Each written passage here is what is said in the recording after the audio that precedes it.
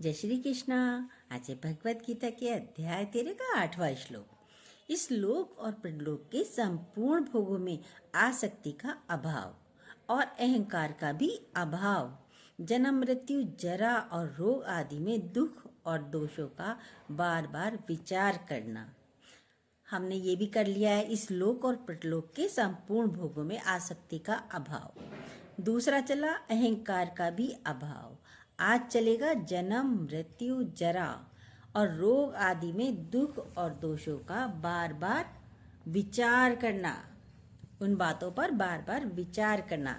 ये जो जन्म है, मृत्यु है, जरा है, रोग है, संसार में व्यक्ति इन्हीं से पीड़ित है। जन्म में क्यों पीड़ित है? क्योंकि गर्भावस्था में बच्चा उल्टा लटका रहता है। अंदर कितना टेम्परेचर होगा, खाली कल्पना करके देखिए।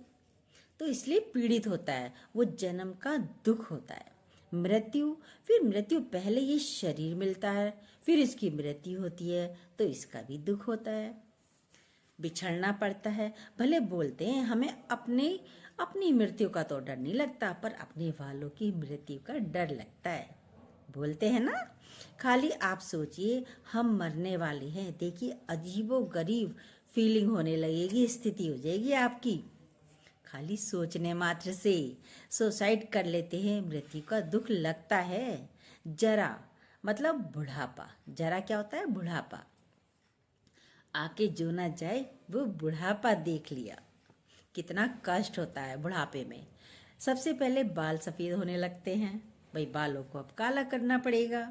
बाल काले ना करें तो बूढ़े लगने लगेंगे, इसलिए बालों को डाई करते हैं, काला करते हैं। ये बुढ़ापे की निशानी है। बाल सफ़ेद होने लगते हैं, दांत गिरने लगते हैं, पाचन शक्ति हमारी क्षीण हो जाती है, हमें हजम नहीं हो पाता। खाने का मन तो बहुत करता है, पर खा नहीं पाते हैं। यही कहते हैं ना। एक बुजुर्ग को ड्राई फ्रूट्स खाने का शौक था, तो क्या करते थे? दांत नहीं है तो कैसे खाएं? तो भैया पीस के दे दो, हमें दूध में डाल दो, वो पी लेते हैं। बुढ़ापे में और क्या होता है? चल नहीं पा रहे हैं, ये और बड़ा दुख होता है। एक ही जगह रहता हूँ मैं, चला ही नहीं जाता, पैरों में दर्द रहता है। जवानी तो चली जाती है बड़े आराम से, लेकिन बुढ़ापा जाने का नाम नहीं लेता। बुढ़ापा आ गया एक बार तो जाता नहीं। बहुत यंग बनने की कोशिश करते रहो, झुर्रियाँ आ ही जाती हैं। कितना भी फेशियल कराओ, कितना भी मेकअप करो, चेहरे पर झुर्रियाँ आ ही जाती हैं। बुढ़ापे का दुख है, ये पीड़ा है सभी को। रोग, रोग क्या है? बीमारी। शरीर है तो बीमारी आएगी ही।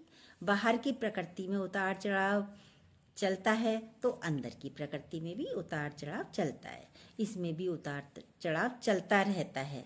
कितनी भी केयर कर लो, हर समय स्वस्थ नहीं रह सकते। बीमारी का दुख होता ही रहता है। इस शरीर है तो बीमारी भी आती रहती है। कितना भी ज्ञान हो, शरीर की पीड़ा नहीं सही जाती है। शरीर में यदि दर्द है, भले ही आप कितने ज्ञानी हो, दर्द तो फील होगा।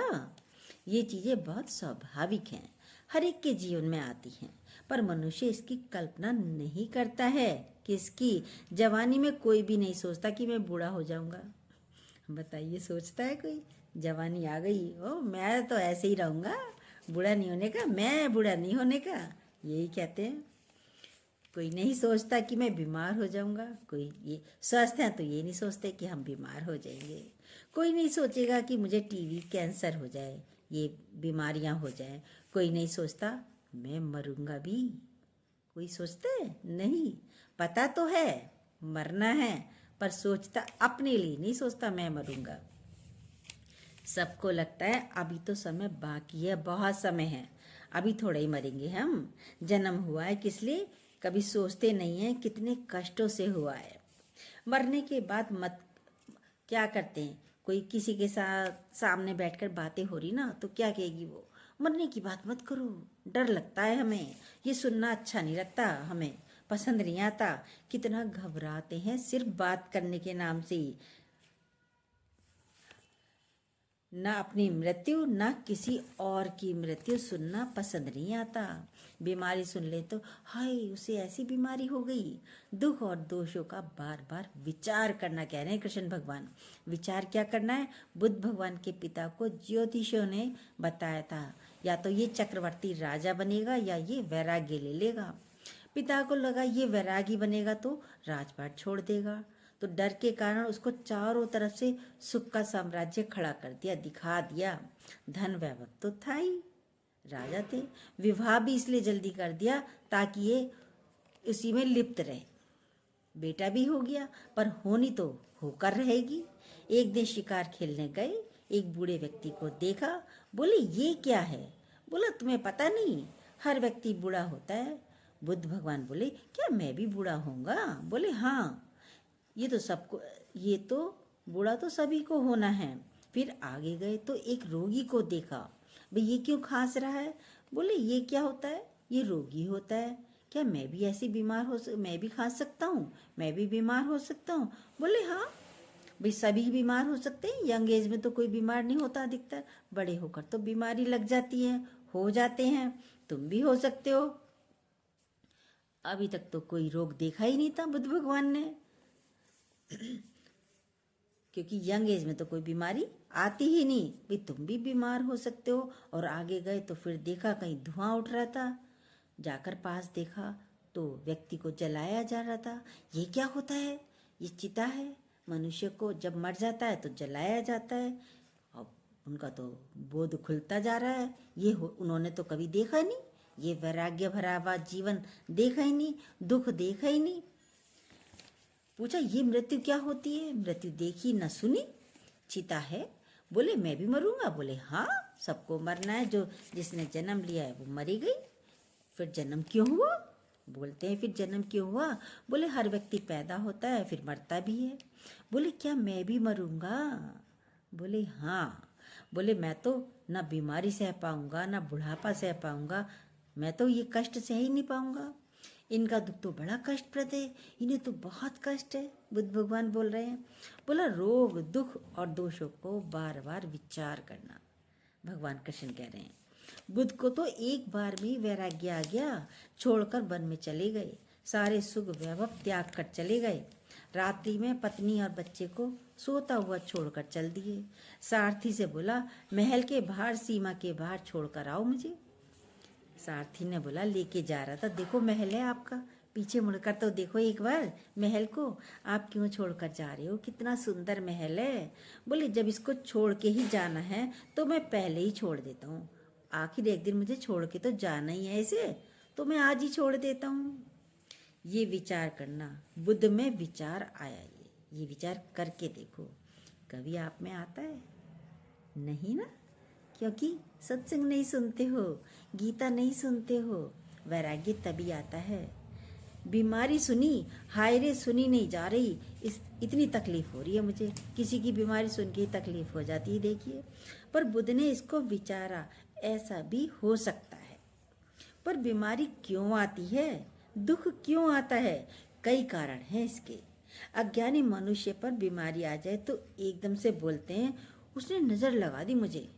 यदि किसी को बीमारी आ गई तो कहेंगे अरे उसकी नजर लग गई, सिर में दर्द हो गया तो उसकी नजर लग गई, इसलिए ऐसा हुआ है। अपने ऊपर नहीं सोचते, दूसरे पर दोष डालते हैं। ये अज्ञानता के लक्षण हैं। ज्ञानी बोलेगा कहीं ना कहीं हमारा दोष होगा। बीमारी आई, उसने ये खिला दिया, उसने ये पिला दिया। गुरुजी कहते हैं बीमारी तुम्हारी गलती से आई है। सब बोलते हैं अरे बीमारी तो आ ही जाती है, हमारी गलती क्या है इसमें? यही कहते हो ना। गुरुजी कहते हैं सोचो क्यों हुई।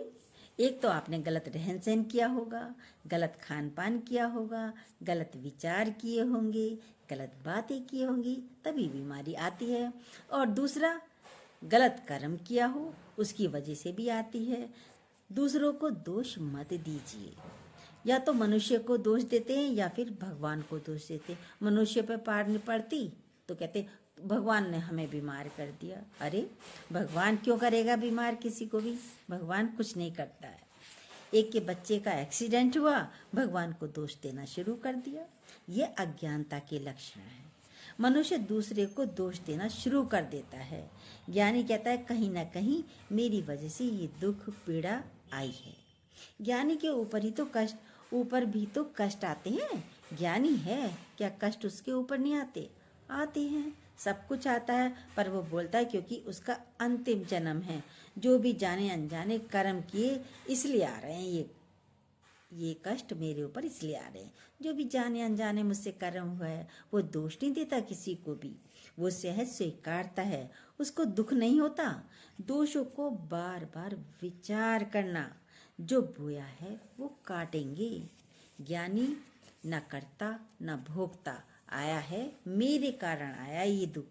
आप विचार कीजिए, अगर हमने व्यवहार में गलती करी है तो अब नहीं करेंगे। कोई बातें हो गई, कुछ गलत बोल दिया, अब नहीं बोलेंगे।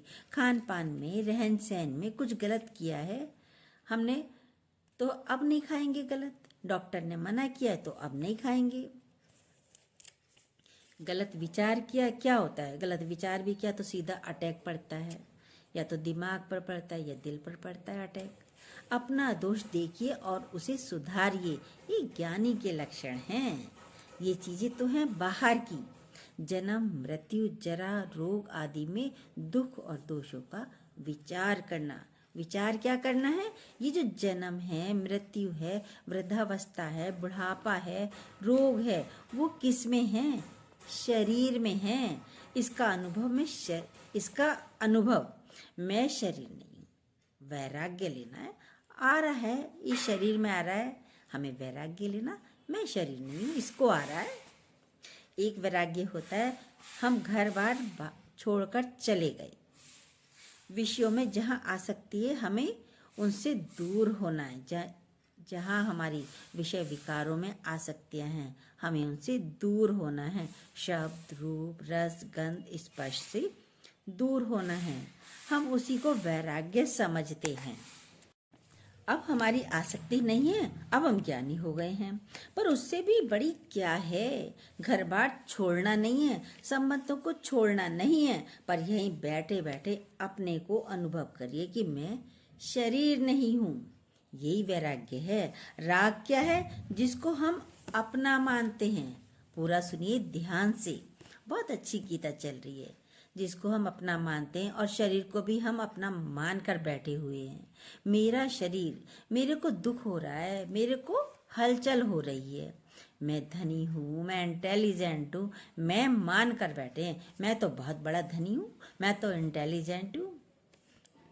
अपने को शरीर मान कर बैठे। बार बार ये विचार करिए मैं ये शरीर नहीं हूँ। अलग करना है अपने आप को इसके साथ, यानी शरीर के साथ जो आसक्ति है, बहुत जुड़न है, यही अंत में पीड़ा देती है, दुख देती है।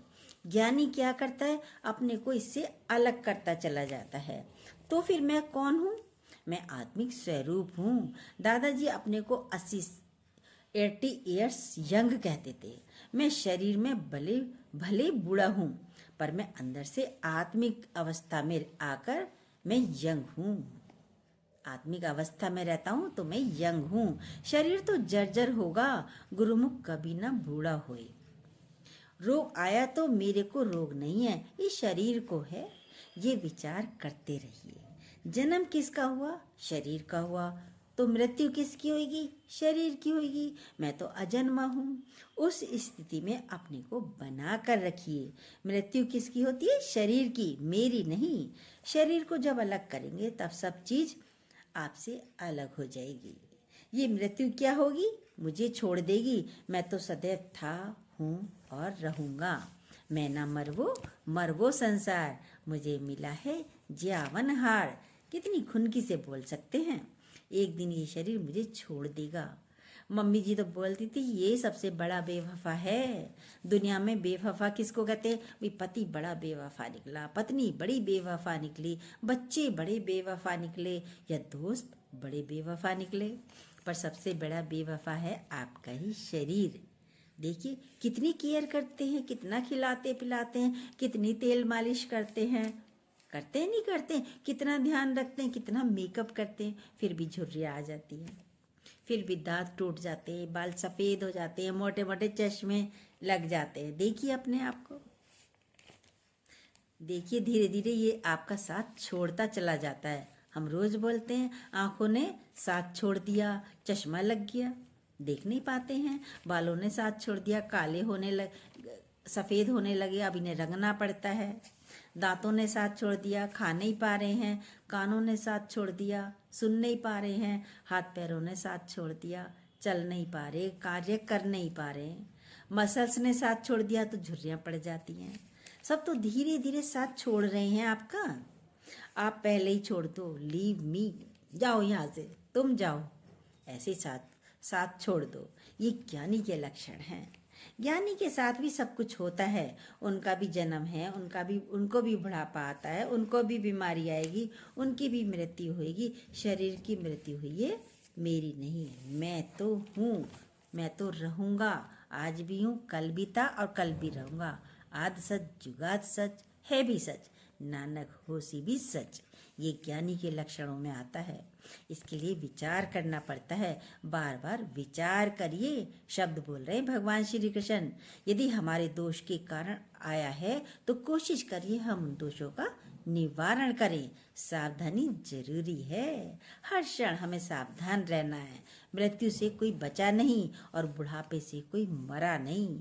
उम्र हुई है तो आएगा बुढ़ापा भी। कितना भी इसको सजा लीजिए, संवार लीजिए। एक मेजर गुरुजी के पास आते थे, बोले मैं स्वयं को फिट रखता हूँ। सुबह 8 बजे नाश्ता करता हूँ, दोपहर 1 बजे खाना खाता हूँ, रात को डिनर करता हूँ 8 बजे। मैं अपने टाइम के अकॉर्डिंग चलता हूँ बिल्कुल। मैं बहुत एक्सरसाइज भी करता हूँ, शीर्षासन भी करता हूँ। देखिए मुझे कुछ नहीं होगा, मुझे कोई बीमारी नहीं होगी। कुछ टाइम बाद रिटायर हुई, तो रिटायर होने के बाद पता चला तो उनको ट्यूमर हो गया। बीमारी आनी है तो आएगी। आप कितना ही ध्यान रखिए, कितने ही फिट रहिए, जो होना है वो तो आएगी। शरीर को लेकिन संभाल लिए।